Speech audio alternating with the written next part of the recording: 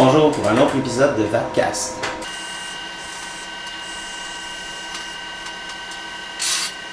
Bonjour tout le monde, donc aujourd'hui dans ce nouvel épisode de Vapcast, on va faire le unboxing et le review du nouveau sub-tank de Kangertech. Donc ici, premier compétiteur du Aspire Atlantis dont on a fait le review la semaine dernière. Donc on va commencer tout de suite. Pour vous dire, le sub-tank, grosse différence avec l'Atlantis, ça va être la quantité de liquide. Donc l'Atlantis de base était 2,5 ml de liquide. Le sub-tank, lui, va aller jusqu'à 6 ml. Et une autre des différences majeures, c'est qu'il y a deux modes d'utilisation. Donc le premier étant avec un caille traditionnel, donc commercial qu'on peut acheter. Il vient avec deux. Un à 0,5 ohm et un autre à 1,2 ohm. Donc, on parle de sub-ohm encore, donc grosse productivité de vapeur. Et aussi, en utilisant le 1,2 ohm, on peut aller avec des batteries un petit peu plus petites. Donc, peut-être une plus grande versatilité, si on veut, de ce côté-là. Et également, il vient avec un RBA, donc un module rebuildable, où on peut créer nos propres cailles, nos propres mèches et un entre-deux si on veut pour transformer le sub-tank d'un Clearomizer à un RTA ou un Rebuildable Tank Atomizer. Donc sur ce, on va passer tout de suite au unboxing.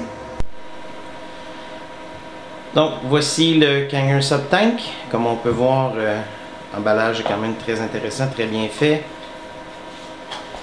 Ici. Ici.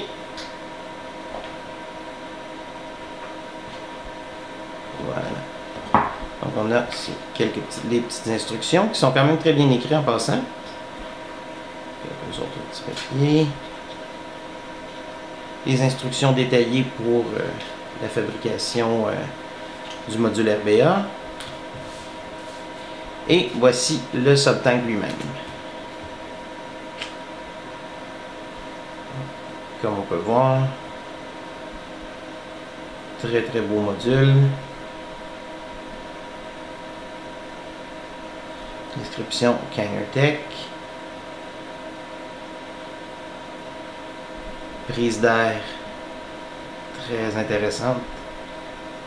Bon, peut-être pas au même niveau encore que l'Aspire, mais l'Atlantis d'Aspire, mais très très intéressant. Donc avant de découvrir le sub-tank en détail, on va continuer le unboxing. Ici, au-dessus du bloc. Ici, voilà. Donc on a notre petit sac avec le tournevis. On va pouvoir voir l'utilisation un petit peu plus tard. Voilà. Ensuite, on a du coton pour les mèches.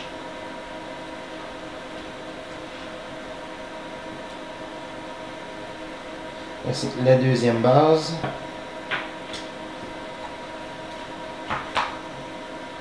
La deuxième en tête. Encore une fois pour le module RBA, on va remarquer que la cheminée est beaucoup plus petite. Donc, plus courte et aussi plus petite en diamètre. Dans les deux vis. Ici, on va avoir le module RBA lui-même. Voilà, qu'on va voir un peu plus en détail.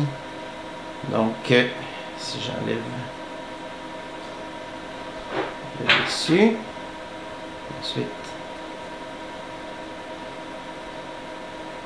le drum, et ici, vous voyez que il est livré déjà avec deux cailles déjà installées, donc une belle installation double caille pour débuter.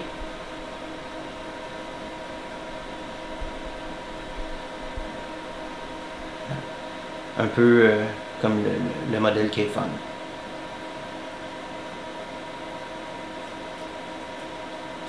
On va retirer. Et on voit ici les petites entailles qui sont faites pour l'absorption de liquide.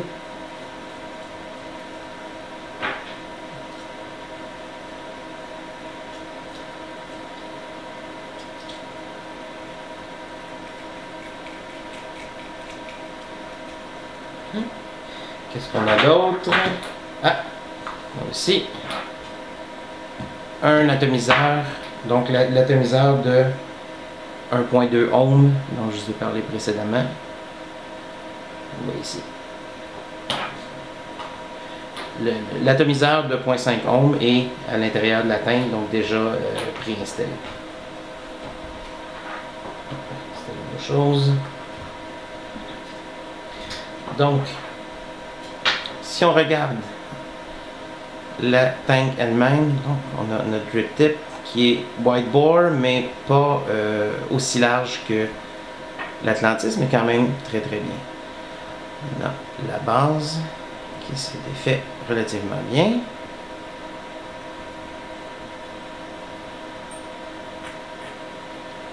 Et avec notre atomiseur de 0.5 ohm, donc la raison de l'appellation subtank. Ici, un Pyrex pour la tank avec deux gasquettes de caoutchouc et le montant. Donc, si on veut passer au mode RBA, il suffit de défaire les deux vis qui est ici sur le dessus.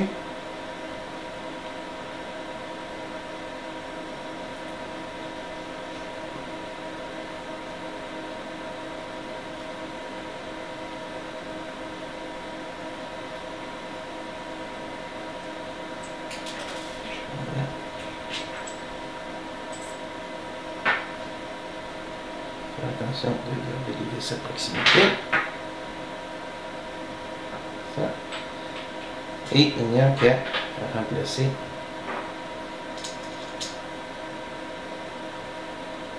ici. Et pour utiliser le module RBA, il suffit d'enlever l'atomiseur, de le remplacer par le module RBA,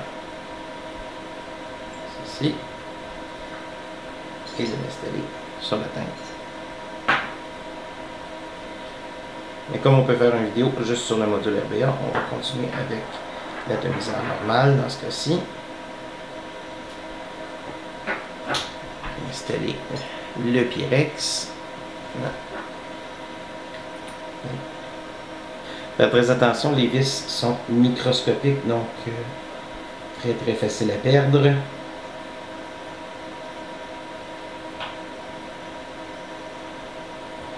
Voilà. Les vis installées, de réassembler.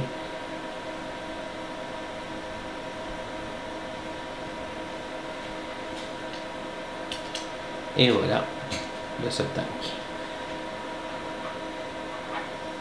En passant, la base qui est ici, c'est ce qu'on appelle le beauty ring. Donc, on va fixer au bout ici parce que c'est une tank de 23 mm et la majorité des batteries sont de 22 mm. Donc, si on veut s'assurer qu'il n'y a pas de dépassement, on peut utiliser le beauty ring, ce que je n'utiliserai pas dans mon cas.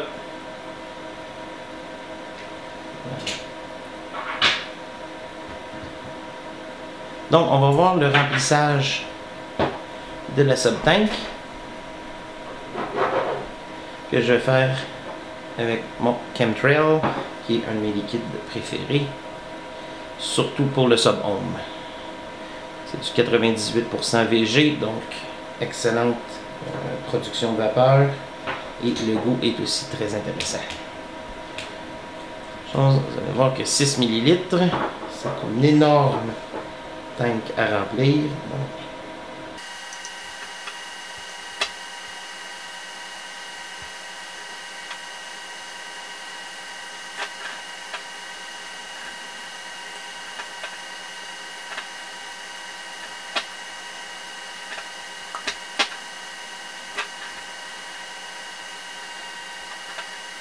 puis on remplit jusqu'au rebord de la cheminée. Puis on révisse la base avec l'atomiseur.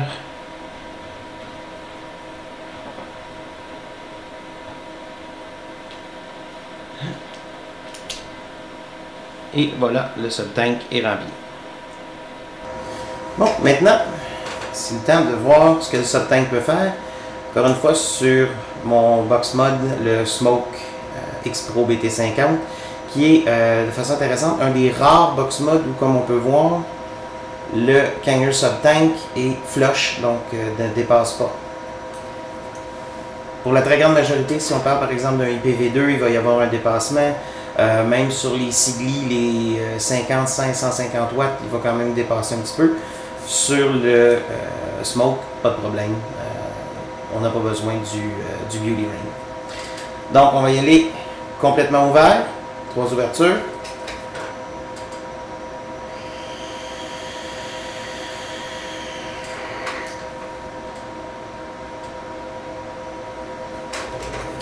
Donc, production de vapeur très intéressante.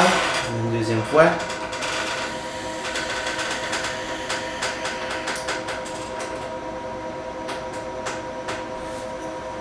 Donc, encore une fois, production de vapeur très intéressante.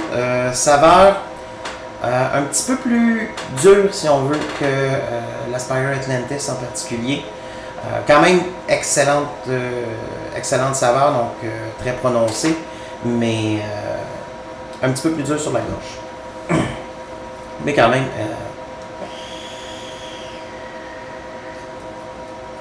très faible différence. Donc maintenant, on va fermer un petit peu plus l'entrée d'air. Donc si on va à 2 ouvertures.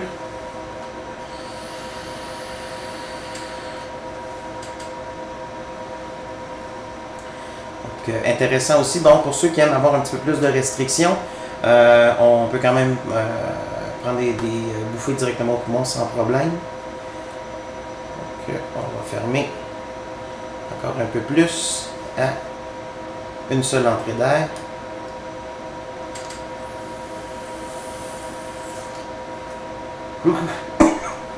Plus difficile, beaucoup plus difficile pour la gorge, honnêtement, pas un très grand fan.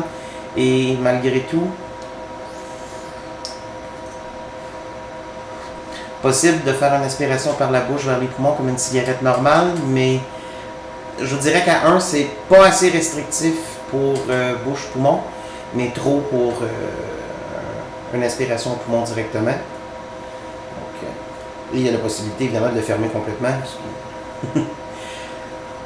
J'ai jamais eu de problème avec le Kanger sub-tank au niveau de fuite, donc malgré la façon dont le Pyrex est installé, quand même très bien au niveau de l'étanchéité, pas de problème de ce côté-là.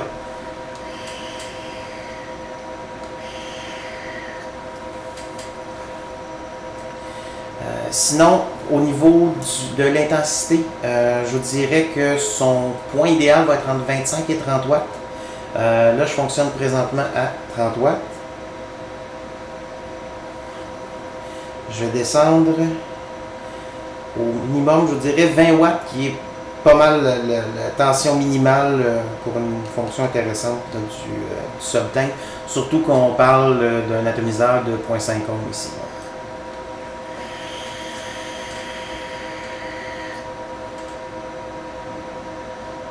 On voit la vapeur est beaucoup plus froide, un peu moins dense. Si on monte à 25 watts,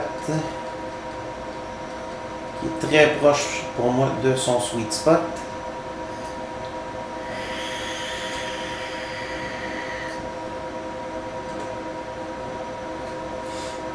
Vous voyez, belle production de vapeur qui est encore tiède, je dirais, qui n'est pas chaude. Et on va monter maintenant au-delà à 35 watts. Et je dirais pour moi, pas mal le maximum que le sub-tank est capable de faire.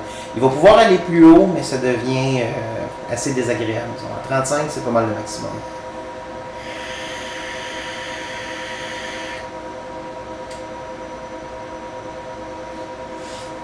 Donc, énorme production de vapeur beaucoup plus chaude, beaucoup plus dense.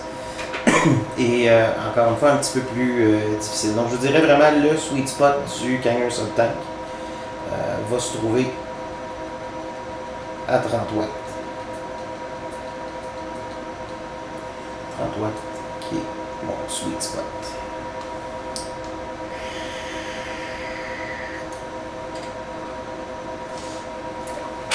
Donc, les pours, énorme capacité, donc facilement on peut faire la journée si on n'est pas trop intense, ce qui est à peu près impossible à faire avec un Aspire Atlantis. Production de vapeur excellente, goût très bien. Bon, j'ai vu mieux, mais c'est quand même très raisonnable, donc pour la moyenne des gens ça va être parfait. Construction très solide, aucune huile de machinerie sur le device lorsque je l'ai déballé. L'assemblage est solide, aucune fuite. Côté des points faibles, bon, la taille évidemment, donc là j'ai probablement un des rares box mods sur lequel le fit est parfait, mais pour la très grande majorité des batteries ou des box mods, il va y avoir un dépassement, on va être obligé d'utiliser le Beauty Ring. Bon, côté look, ça peut ne pas faire l'affaire de tout le monde. Et évidemment, ben, ça devient un peu plus difficile à transporter également. Et il y a le fameux drip tip pour lequel l'entrée d'air, à mon goût personnel, n'est peut-être pas suffisamment grande. Problème qui est réglé en passant par le Subtank Mini que je vais avoir en review très bientôt sur un prochain vidéo.